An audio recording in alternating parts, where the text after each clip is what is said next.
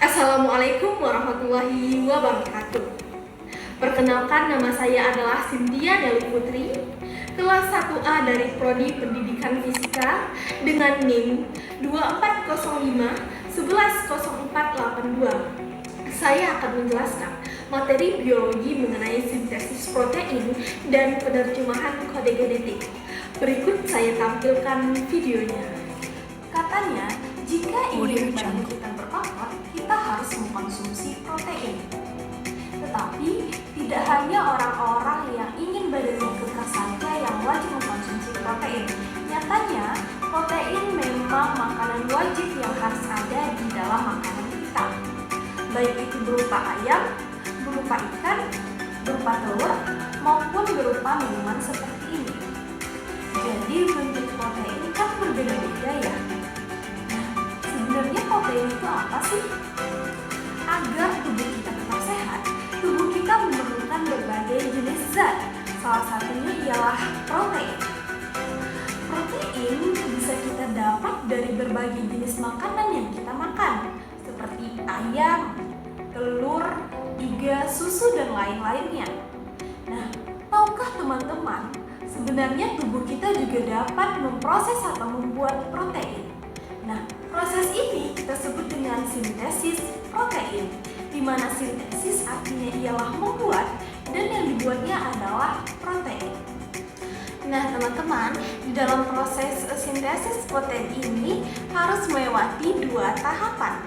Tahapan pertama ialah transkripsi dan tahapan kedua ialah translasi, di mana transkripsi ini ialah mengubah DNA menjadi RNA dan pada tahapan translasi itu mengubah RNA menjadi protein. Ini kita bahas satu-satu bagaimana proses transkripsi, bagaimana proses translasi. Satu rantai DNA itu mengandung urutan basa nitrogen. Basa nitrogen ini dapat kita bayangkan sebagai sebuah pesan ya. Pesan yang akan kita kirimkan ke ribosom agar ribosom dapat membuat perintah, di mana perintahnya itu berisi tentang pembuatan suatu jenis protein ya. Misalnya di sini nih, kita punya basa nitrogen itu ATT-SGA. Nah, kalau misalnya dalam bahasa DNA-nya tuh kita bayangkan seperti, "Hey, ribosom, tolong dong bikinkan aku jenis protein A." Nah, seperti itu. Cuman sekarang masalahnya, ribosom itu dia hanya mengerti bahasa RNA, sedangkan yang kita punya adalah serantaian DNA. Oleh karena itu, untuk kita mendapatkan serantaian RNA, kita harus melewati suatu proses yang dinamakan dengan transkripsi. Kalau kita punya serantai DNA yang basa nitrogennya enggak berpasangan seperti ini, itu bisa menjadi wadah untuk membuat serantai RNA baru. Nah, kata transkripsi atau transcribe dalam bahasa Indonesianya ialah menulis ulang dalam format yang berbeda. Dan itulah yang terjadi pada proses transkripsi ini. Pesan yang ada pada DNA kita akan ditulis ulang dalam bahasa RNA.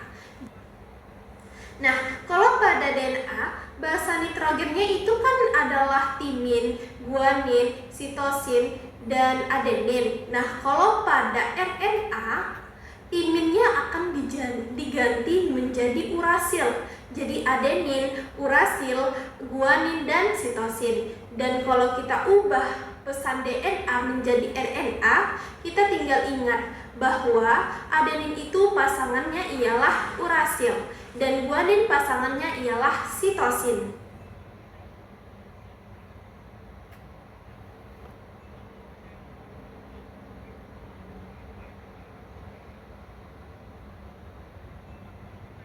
Jadi, di sini setiap adenin akan menjadi urasil dan setiap guanin akan menjadi sitosin.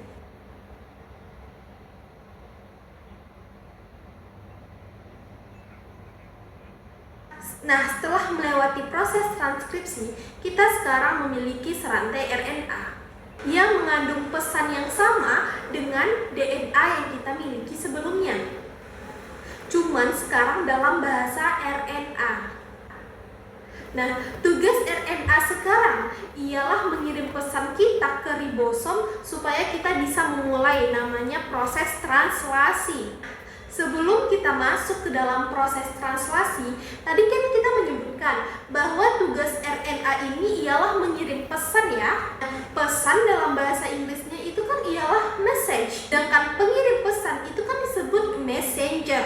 Nah, berarti RNA ini kita sebut sebagai messenger RNA atau mRNA karena fungsi dia adalah sebagai messenger RNA atau pengirim pesan dari DNA ke ribosom.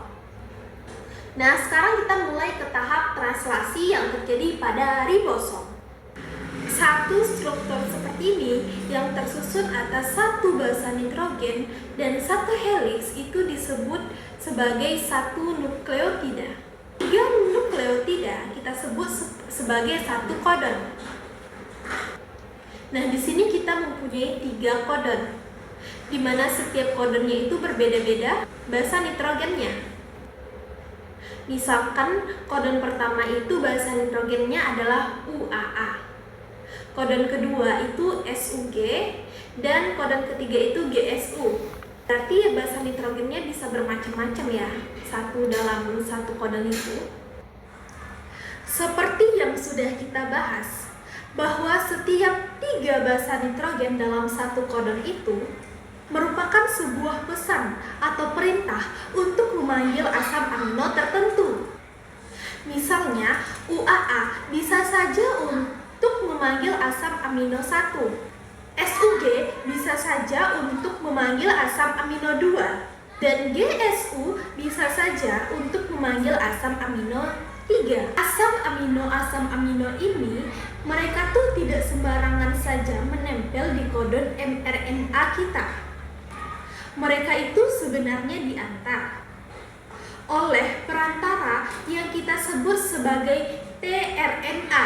Jadi, bisa dibayangkan bahwa setiap asam amino ini akan menempel ke tRNA. Kalau misal asam amino itu dipanggil oleh kodon mRNA kita, tRNA akan membawa asam amino tersebut dan menempel pada mRNA yang memanggilnya.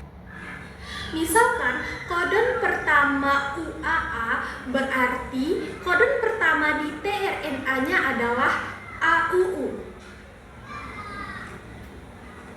Kodon kedua SUG berarti di tRNA-nya adalah GAS. Kalau kodon ketiga GSU, maka kodon pada tRNA-nya adalah SGA. Jadi, sesuai dengan aturan basa nitrogen pada RNA. Nah, kalian kan kalau misalnya nonton film superhero itu seperti Marvel atau DC gitu kan kebalikan hero ialah anti-hero. Ya enggak? Bener kan? Nah, 3 basa nitrogen pada mRNA itu kita sebut sebagai kodon. Berarti pasangannya yang ada di tRNA kita sebut sebagai antikodon. Nah, setelah kita melalui proses translasi, sekarang kita sudah punya nih satu rantai asam amino. Satu rantai asam amino adalah satu polipeptida atau protein. Nah, sekarang kita sudah punya protein yang dapat dimanfaatkan oleh tubuh kita semua. Nah, pada dasarnya protein-protein yang dihasilkan dalam proses translasi ini itu berupa sebuah kode seperti A, U, C, dan G. Nah, itu dapat kita terjemahkan. Dalam hal ini dapat kita sebut sebagai penerjemahan kode genetik. Nah, bagaimana sih caranya? Penerjemahan ini dapat kita pahami dan kita lakukan berdasarkan tabel yang telah ditentukan. Dalam penerjemahan kode genetik, ada yang perlu kita ingat, bahwa di setiap kode itu ada yang namanya kita sebut sebagai start codon, di mana itu kodenya ialah UUU, AGU, dan AUG. Dan selanjutnya ada juga codon stop, yaitu UAG. Nah, bisa kita lihat pada tabel bahwa sebelah kiri baris ke bawah itu disebut sebagai basa pertama, Dan yang di atas disebut sebagai basa kedua, dan yang sebelah kanan ke bawah kita sebut sebagai basa ketiga. Nah, misalkan kita punya serantai mRNA, di mana basa nitrogennya itu ialah AUG, AGU, UUU, dan UAG. Di mana dapat kita terjemahkan? Kita lihat sebelumnya pada basa pertama itu ada A. Nah, ini selanjutnya kita lihat pada basa kedua ada U, dan kita lihat pada basa ketiga ada G. Dapat kita lihat bahwa AUG merupakan codon start di mana namanya yaitu metionin. Selanjutnya adalah AGU. Kita lihat di sebelah kiri A, dan sebelah basa kedua itu G, dan basa ketiga itu U, di mana ini ialah protein serin. Dan yang ketiga itu ada UUU. Kita lihat di sebelah kiri, basa pertama itu U, basa kedua itu U, dan basa ketiga itu U. Dapat kita ketahui bahwa proteinnya ialah fenilalanin. Dan yang terakhir ada UAG. Kita lihat sebelah basa pertama itu U, basa kedua itu A, dan basa ketiga itu G. Dan kita lihat bahwa ini adalah protein stop. Begitulah cara penerjemahan dari kode genetik agar dapat kita ketahui protein apa yang dihasilkan setelah proses transkripsi dan translasi. Sekian yang dapat saya jelaskan. Saya harap apa yang saya jelaskan dapat bermanfaat bagi diri saya sendiri dan teman-teman sekalian. Saya pamit undur diri. Assalamualaikum warahmatullahi wabarakatuh.